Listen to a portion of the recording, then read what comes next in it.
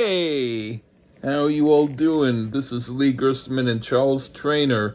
How you doing, Charles? I'm doing fabulous, wubba wubba wubba, and all the things that would be said on MTV back in the day. Lee, I got an email from Anani asking, when are we going to do more Roger Whittaker? Oh, tell her tell her that they can be on instead of me on that episode, and I'll fully sanction it. Yeah, me too. But anyway, she was asking for Whittaker. I don't know if that will ever happen again. Show. I might decide to get really totally drunk, and then when I'm at the point of wanting to vomit, I'll do it. Yeah, because we ended up liking a few songs, I believe. So that was not a great feeling. Yeah, so I want to vomit if I do another one. Right, I agree. Sorry, probably will never happen. But anyway, also said hello to the great Lee Gerstmann. All right, hi. Yep. So I had a question. What are we possibly reviewing today on this great show? We're reviewing an album that you picked, and it's one of those that are like, again, someone who I knew and liked and needed to hear more of, and it took you to finally put that thing up further on my list of hearing. It's Jerry Lee Lewis, and it's a live album, live at the Star Club Hamburg. Oh, yes, it is indeed. And little spoiler alert to people at home on this. Lee called me out yesterday on this and said, you probably picked this because of the Beatles. I said, I don't know, but I will say it now. Truth be told, Lee, I was just browsing Apple Music, and I saw Jerry Lee Lewis live at the Star Club, and that would be a very good deduction. You'd be like, oh, because the Beatles made their bones at that place. Yeah. Now, have you ever heard the Beatles live at Star Club? I think I've heard a little bit, yes. It's really shitty. Oh. I mean, it's cool. It's a cool historic recording. Don't get me wrong. It's shitty because of the quality of the recording. It's not because of them. All right, yeah. But that was it. I just put it on my phone, and one of those things, like you were saying, I'll check it out later. I happened, though, to be watching somebody's YouTube channel. Is nobody we know. It's some English guy. And he was talking about the greatest live albums ever. And this was on his list. And I was like, well, I have it. Oh. So I guess I'll check it out. That's cool. Right. Now, the version on Apple Music cuts 2 or 3 songs off. So I don't know why. I'm not really sure why. But that's weird.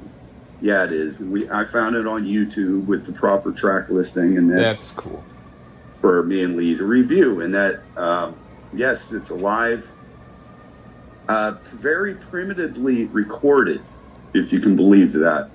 A mic, as it was described, close to the instruments. I think they meant the amps and his piano, and there was one mic put in the audience. Oh, that was it. But it sounds better than that description. I think.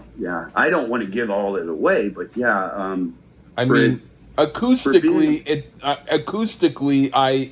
I thought I could, as if I could have been there. That's kind of like that. And apparently, the guy, I don't have his name. I didn't write the name down, but the guy that produced it was apparently trying to produce all kinds of albums from the Star Club, and this is the one that took hold. But nobody talks. They don't talk about. I've never heard anybody talk about this album except that guy on that channel. That's weird, right? But also Jerry Lee Lewis, people don't really talk about him a lot. Just like Bill Haley. Bill Haley has done albums, but I have never heard anybody talk about a whole album of his. No, it'd be Rock Around the Clock and What's the Yeah. other one? There's one See more. you later, Yeah, alligator. Alligator. Yeah, Yeah. but I've never heard of Bill Haley. Actually, only really Yeah. listened to those two songs. Yeah. But Jerry Lee Lewis at one time was really breathing down Elvis's neck. I know that. But he had, and I, full disclaimer, I do think Elvis is the king of rock and roll. It's my opinion.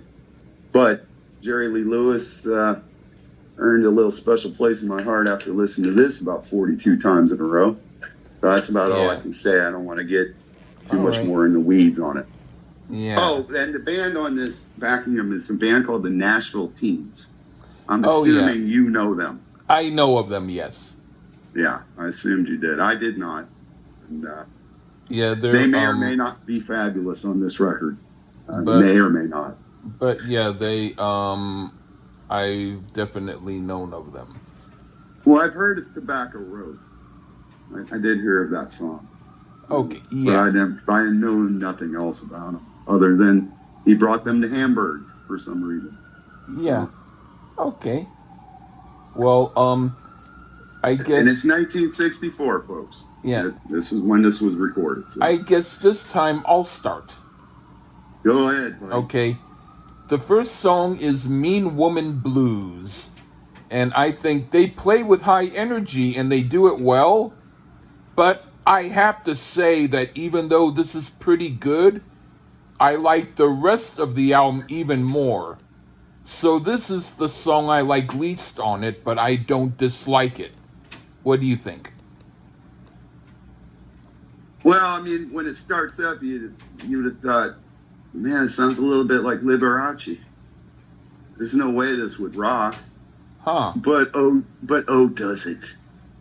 And I read somewhere in another review that this song is practically a concert upon itself. And I tend to agree. This version is absolutely raucous. I love that calm down section, because that shows off Lewis's command of the stage. But when he yells, "Let's go" one time, and he's just slamming them keys like it's like they owe him money. And it just flat out fucking rocks. This song it just rocks out on a whole different type of level, and it makes Elvis's version look tame. Just a flat out rock masterpiece to me right here. So. Right on. And what do you think of High School Confidential? I mean, there's a theme going to go throughout this review and this album. It just keeps coming. And this is one of the two songs Lewis had a hand in writing on the whole set. This, of course, was the title track for the film High School Confidential, and Lewis is just going off here. This even probably outrocks the opener, if that was possible. I can only imagine how the audience would have been. I mean, they had to have been blown away. And this is the club the Beatles put on the map, by the way. So, as much as I love the Beatles, they couldn't, nor have I ever seen footage or heard of them ripping and rocking like this live. This is absolutely fantastic. Yep. I put, whoa, talk about a whirlpool. This is a great song that would make me move my feet and totally get into the swing of things. Great music. Okay. Hell yes. Yeah. And now for Money. This is good, and the foot stomping energy is cool, but I slightly prefer Paul Revere and the Raiders version by a little bit, but I think Jerry Lee's version was maybe a minute too long, but it's still a good track. What do you think? Now, I'm kind of curious, as Jerry Lee stated when he started that, we had this out a little bit ago, and I just can't find a studio version of it by him, but I guess it's out there somewhere. I couldn't find it.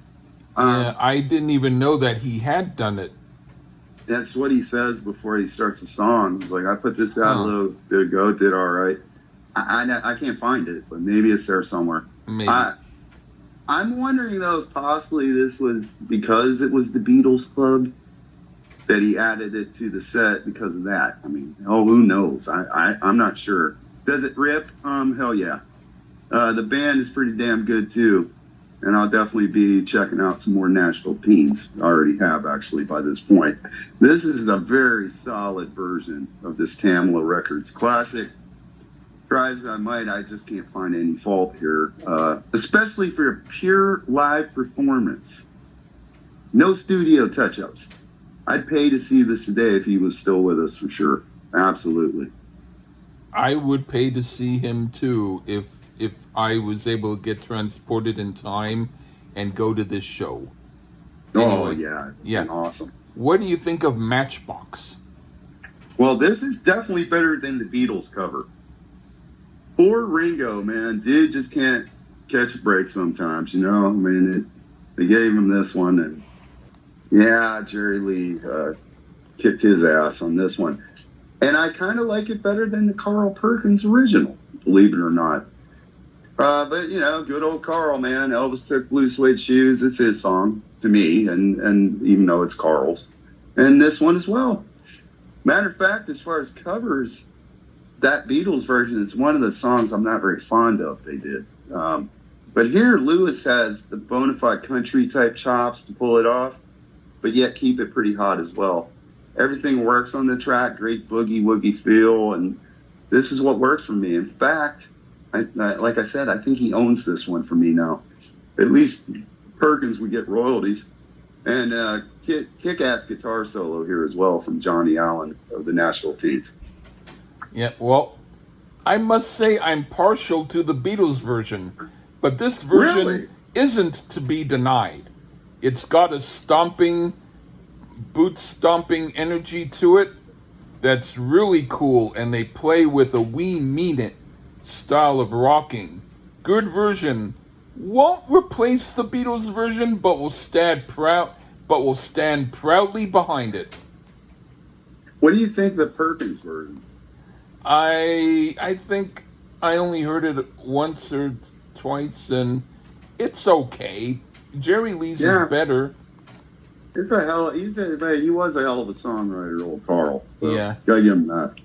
Yeah. Okay. And then the next song, What I Say. Okay, this is a great rendition of the Ray Charles song, and perhaps a little bit better than his original. Except I will say this song seems to be in two parts, and I think the second part could have been cut down a little bit because it went on a bit longer than it needed to do so, but it's still a great rendition. What do you think? Oh man, there's no rest here. This is absolutely relentless, and pretty cool to hear this on a acoustic piano versus the electric piano. I can imagine Lewis staring at the crowd, singing his ass off, and not even looking at the keys as he's just furiously playing, as you've seen footage of him doing countless times. One criticism I've read about this album, it's not for me, but I've read that the piano's too high in the mix. I disagree, and I think it sounds brilliant here. Plus, it takes real chutzpah to cover Ray Charles.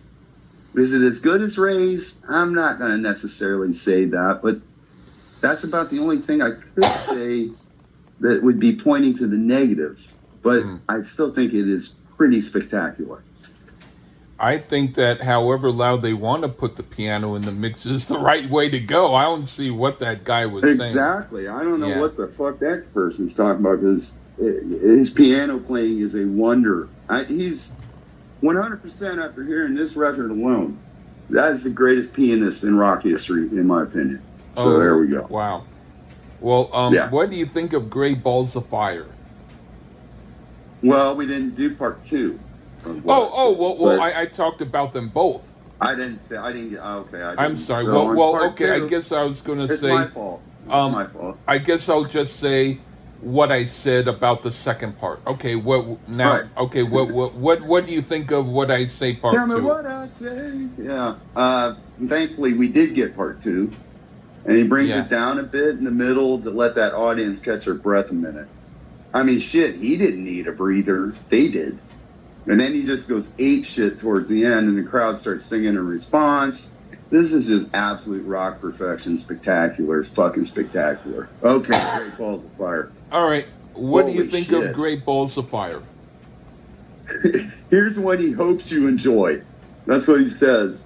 And then cue it up. One of the greatest rock songs ever written comes out the speakers. Note perfect. And I mean, no studio cleanup. I don't typically care if bands or performers clean up live albums. I don't get mad about that. The only other one I think is pure live and I enjoy a lot was The Who Live at Leeds. You know, I think that's a phenomenal album, and I don't think there was much cleanup, and there certainly wasn't on this. There has to be something said though when a band or a group or a singer or whatever puts out a pure live album and it's this good. It leaves you speechless. Yeah. I have a hard time imagining anyone being able to perform to this level today. Absolute smoking virgin here. What a song and what a performance. Yeah. I put a really good rendition of the song I'm most familiar with in its catalog. I can't really compare whether this is better than other versions I've heard.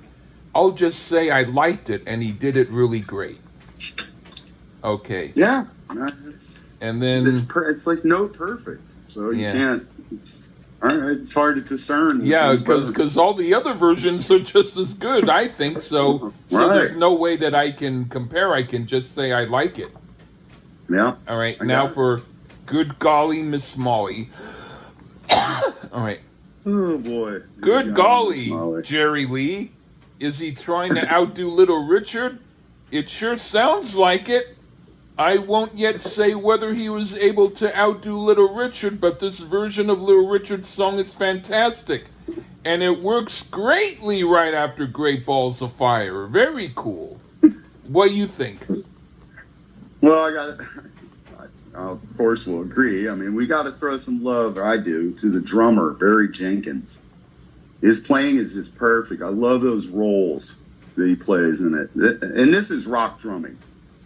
So I would have to say I'm not a drummer myself, but, you know, anybody want to be a drummer, they should have to listen to this song, the way it's performed here. And you'll learn a thing or two. Again, just relentless energy throughout the performance. It could be one of the better pure band performance on this set here. And Jerry does a fucking awesome version of this song.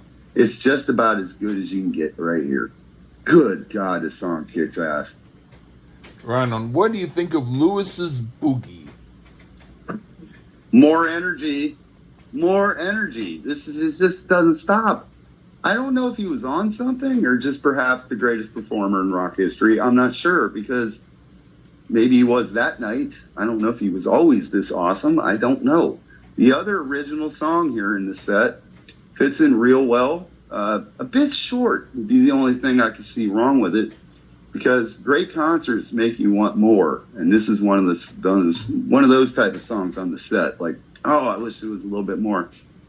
I guess worst song in the record because of that, but just for this record, not, you know, Motley Crue could learn what real rock is listening to this fucking album. Yeah, I put, this is really good too. His lyrics seem like this was improvised on the spot. So lyrically, it sounds kind of throwaway, and I think it would have been better as an instrumental. But instrumentally, it's great, and up there with the last two songs as a sort of trilogy of rockabilly greatness. All right. Right on. Now for Your Cheating Heart. This works greatly here, and even though it's slower in tempo, it has a rocking sound, and it kind of has a heavy quality to it, I dig.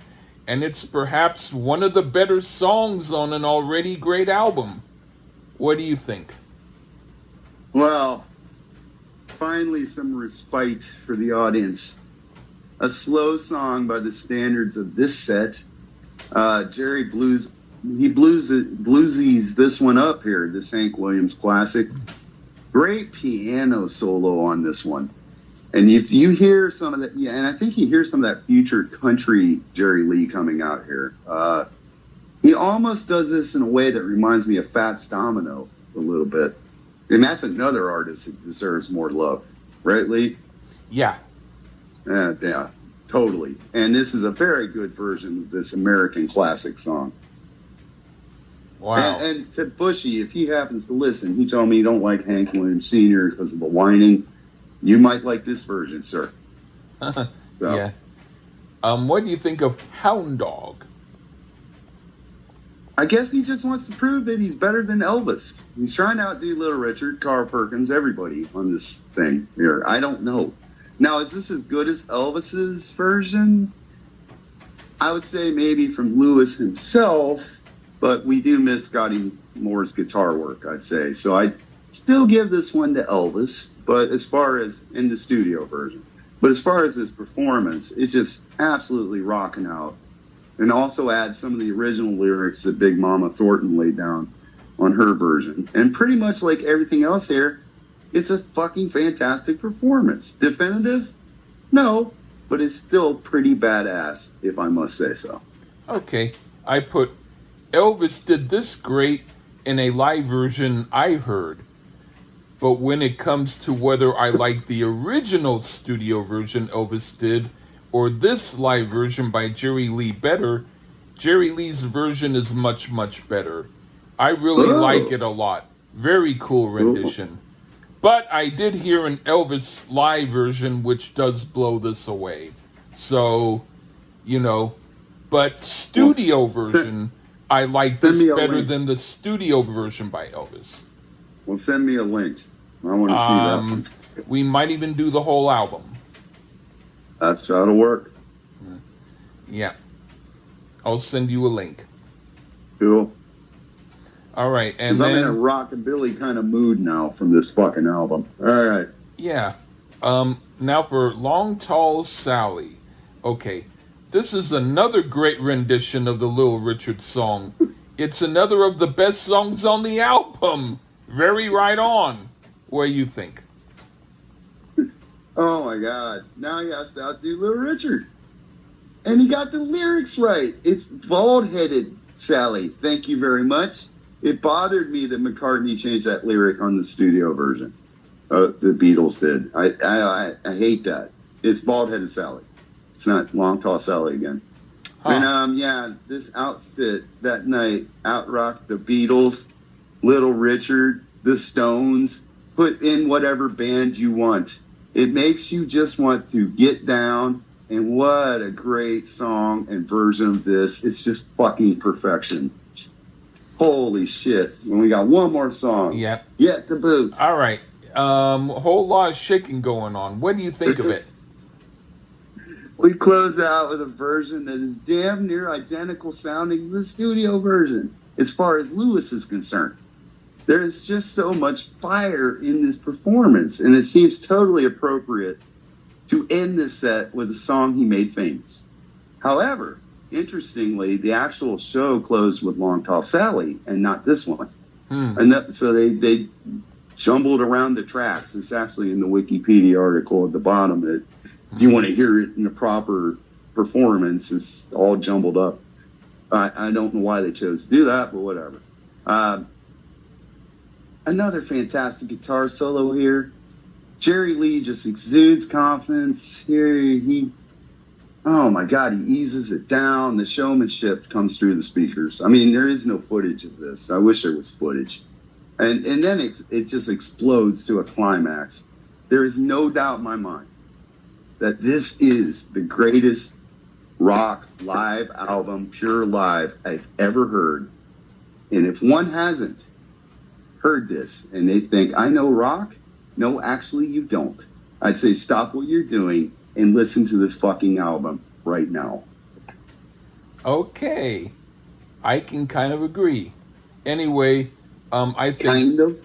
Well, yeah, you know me. I don't want to give everybody the credit they deserve. But anyway, this was really cool too. This time I didn't mind the slightly longer rendition when the band is quieted slightly in the middle part. I like the heavy beat and everything. Really cool last song. Yay! Yeah, so... Thank you for turning me on to the sound. It's really great. I've been trying to share it around the people that would be even willing to talk to me anymore at this point. You got to stop what you're doing if you haven't heard this fucking album. I almost kicked myself in the ass that I didn't listen to it immediately. And I still am mystified that nobody I know ever talks about this fucking record.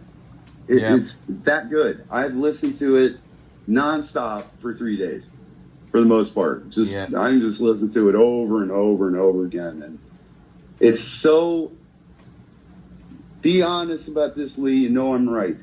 That shit sounds like it's recorded today or something. I mean, it's absolutely flawless sounding as well. I was thinking when I heard it, I could imagine myself being there. I'm not saying that it had surround sound quality, but I mean it had that live sound.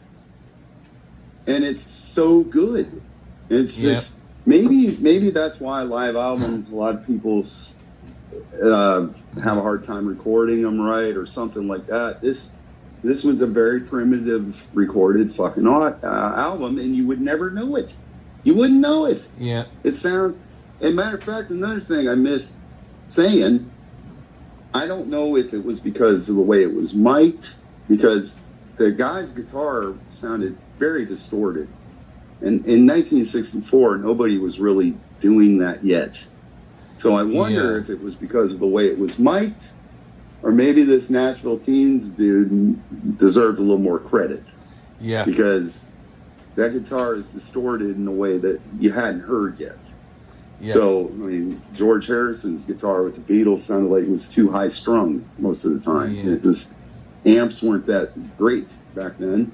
So I don't know. I don't know if it's because of the way it was mic'd, or maybe he was playing with distortion already, and Hendrix fucking moved to London and saw this guy playing because they're from out of England. I don't know. Yeah. This album is a mystery, but a pleasant one. Like I told you, it fell out of the sky into my lap. Yeah. And and it reminds me when someone told Keith Richards that the very first album by the Rolling Stones they thought was one of the coolest as far as engineering, one of the greatest sounds that an album from that time could have had. He said he agreed. He said, but you have to realize that with the kind of studio we were using, that's the only sound you could get. Yeah. You know? So he said that he agreed that it was good, but he said it wasn't because they did anything, it's because that was the only thing that could come. You know? Yeah. So it could have been like that too. The only sound it could have had was the sound it had, but it had a great sound. Yeah. I mean, to me, like I said at the end, I really do truly think, as far as it being a pure live album, you know, does it replace Kiss Alive in my heart? No. But that was as live as we are right now.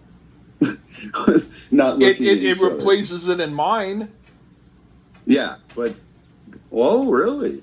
Damn, it knocked Alive down a peg or two. Well, that's not too hard. Well, I don't know where you rate Alive anyway. Yeah, I haven't really thought about how far down I rated it, so I'm not, and I'm too lazy to check. Are you fond of the Who live at Leeds? I like a couple of the songs really well, and I think that a couple of the songs are really great. And then there's a bunch of I can't wait for this to be over moments. Oh, really? Have you heard the extended one where they do all of Tommy? That I probably wouldn't care about. You don't like Tommy? Not really. Oh, jeez. Oh, man. It's like my favorite Who album, actually. It's like, do I think it's as boring as the Who's very, very first songs? Not quite. It's better than that, but it's not nearly as good as Who's Next, or not even, Who Are You? Who Are You? What about Quadrophenia? That's better. Well, I've heard that before, that opinion. I just think... And even though I don't think The Who by Numbers is a great album, I would say it's not worse than Tommy. What about the one with Eminence Front and all that on it? I like that one remember. song, Eminence Yeah. Front. That's the only song like on that record. Okay. Well, I think once in a while I can listen to Cry If You Want, but I don't choose to hear it often. But that's the other kind of song I like. And then when it comes to Face Dances, I like that a lot more. Well, getting back to the live albums, I think Humble Pie, Rockin' the Fillmore is a masterpiece. Oh boy, I like Smokin' better. No, I mean Eat It better. And Foghat has a tremendous live album. Well, after you mentioned that you like Rockin' the Fillmore, I'm not sure now whether or not the Foghat album's any good either. Oh, get out of town. Well, I'll have to listen. You haven't listened to Rockin' at the Fillmore? Oh, yeah. No, I have heard it. I'm saying the Foghat album. Oh, Foghat. Oh, it's I haven't heard it. Great. I used to listen to the Rockin' the Fillmore. I mean, I like it a little better than I used to, but Eat It is better. That's when they had Clem Clemson. And if you don't know much about Clem Clemson, we have to do some reviews of some of his stuff. Well, we should, but, I like him with Frampton. I thought Frampton was good. I like them on the album Town and Country. I thought that was a great Humble Pie album because Frampton took the reins on it and he managed to not let Steve Marriott screw them up as much as he would have. Like on the album As Far As Yesterday Is, which I think is kind of a slightly too annoying album. Easy there, guy. Because we got a Small Faces to do coming soon. That's actually oh boy, yeah, okay. I'll still do it. It could be oh boy, okay, but Smokin' is a fucking great album too. Yeah.